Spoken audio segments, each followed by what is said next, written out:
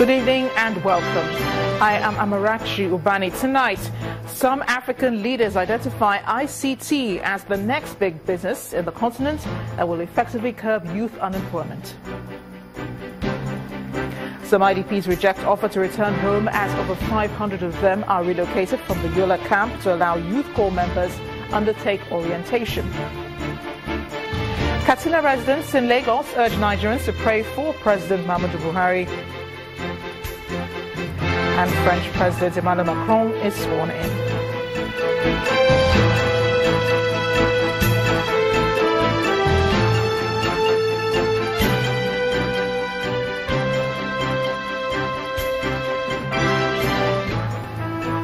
We begin tonight with some of the highlights of the 2017 Transform Africa Summit in Kigali, the Rwandan capital.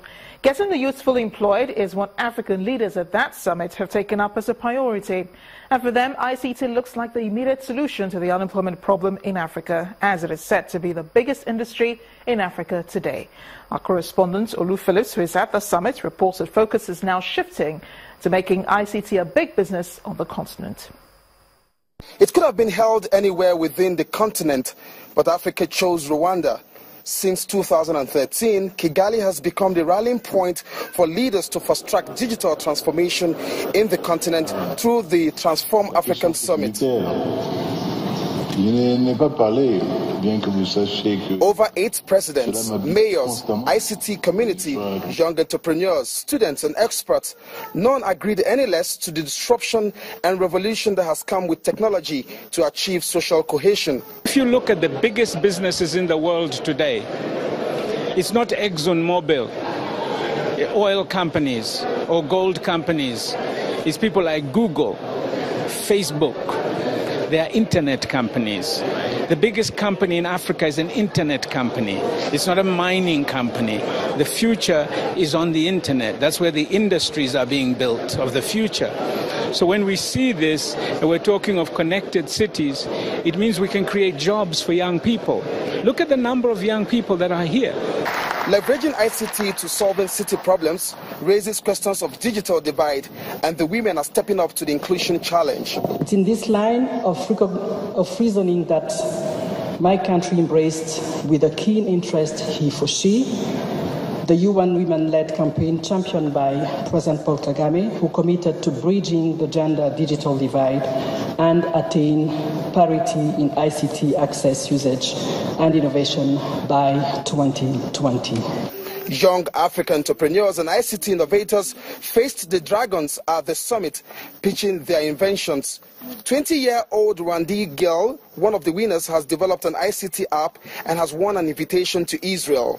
I wanted to know how I can become more an effective entrepreneur, how I can create solution that really helps my society, and also create a business out of those solutions, out of the problems that are in my society. 20 years as students, that's the time for them to innovate something. I was impressed. I was here yesterday. I saw most of the youngsters that they're trying to innovate something. That's how you can start. That's at the early age. Interestingly, Nigeria got inducted to the Smart City Alliance at the summit, sparking the wake-up call. So it's either you plug in and play, jump into the moving train, or you'll be left behind in the dark. This is the mandate. This is the strategy. From the Kigali Convention Center here in Kigali, Rwanda, Olu Phillips, reporting for Channels Television News. Back home, over 300 IDPs presently at the NYSC camp in Adamo State are being relocated by the state government after 3 years of living elsewhere. Although some of the IDPs are refusing to go to Malkohi camp, most of them have already moved to the new camp. According to the state government, the camp will now accommodate corps members posted to Adamo State for orientation. These are internally displaced persons at the Yola camp in Adamo State. Many of them, women and children, carrying their luggage and their sleeping mattresses. They are leaving the NYSC camp, which served as their home for 3 years, to another camp, the Malkohi camp.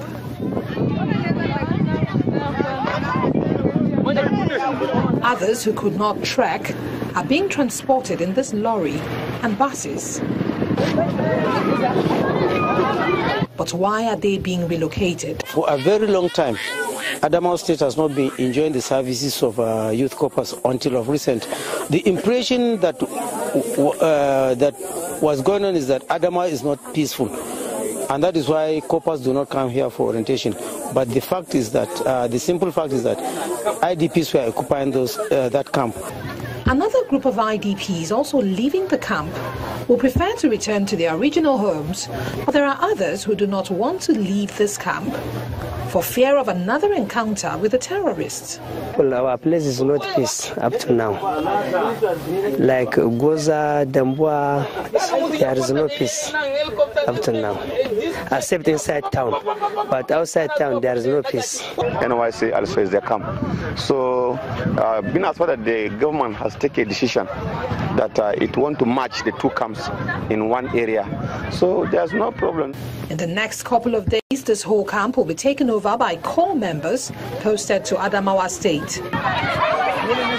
Movement from one location to another is usually faced with several challenges. Apart from the difficulty involved in packing, many misplace their belongings while it takes years to settle down. But what these ones are after, for now, is to get to their new destination where they hope to find peace.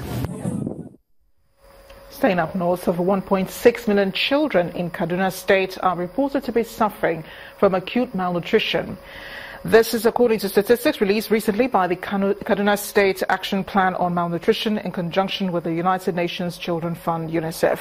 According to experts, malnutrition is responsible for the death of 50% of children under 5 years of age.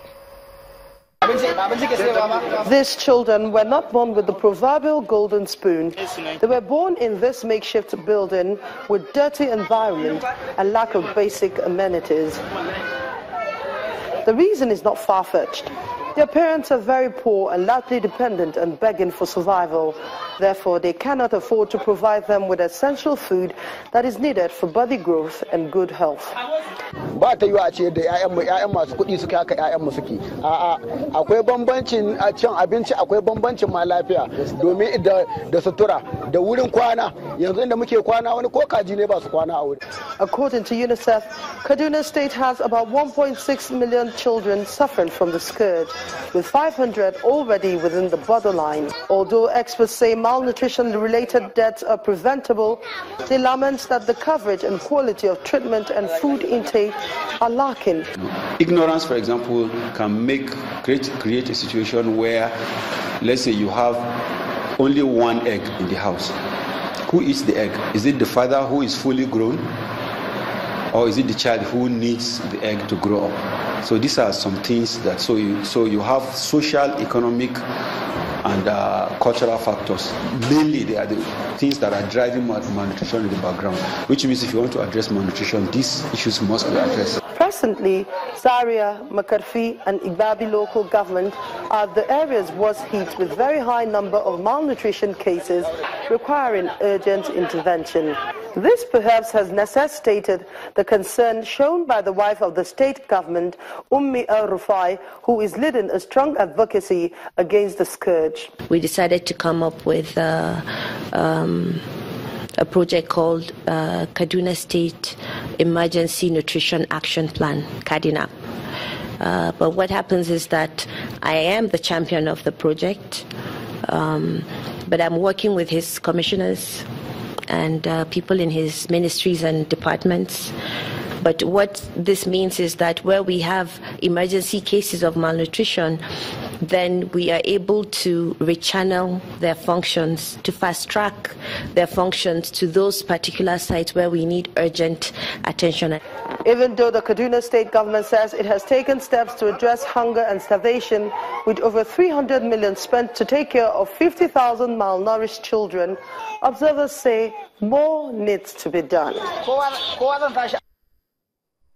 Really frightening pictures there we're looking at. In Bauchi State, however, anyone who engages in kidnapping and is arrested will be sentenced to life imprisonment. That's contained in the newly amended law of the state.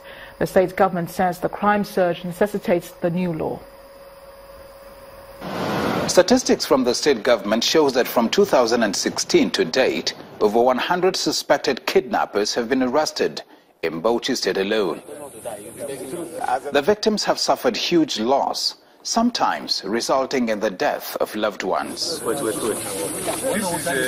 In one of the raids on the notorious Lamebura forest by the military in the ongoing Operation Kunama, these set of suspected kidnappers were arrested alongside the victims they took hostage.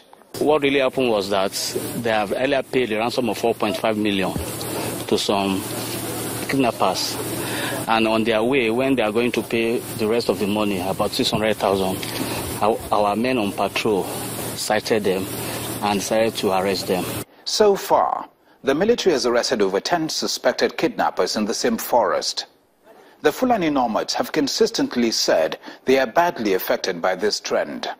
Fulani sun sa wahala ba irin shekaran nan da ya shige wallahi mutanenmu wanda suka talauce a maganan kidnapping nan. A yau da nake gaya maka akwai Fulani da ba su da kokobo da an kama dan sun yau wannan sai a kai miliyan daya wannan sai a kai miliyan biyu ha yau ba su da komai ba ma yadda za su yi. The Bauchi state government has already moved to curb the spate of kidnapping by amending the penal code to suit the present-day reality.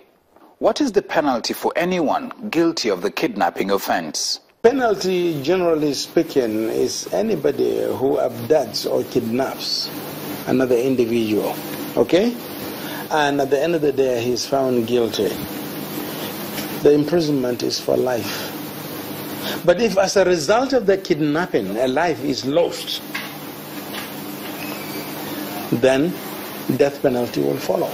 Many residents anxiously await the enforcement of this law, which the state government says is still in the process of being gazetted.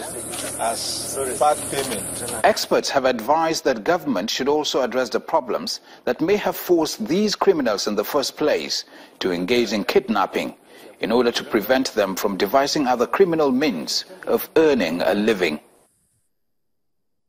Away from northern Nigeria, the Nigerian Navy says it is intensifying its vigilance not only on the waterways, but in towns around the nation's coastal areas.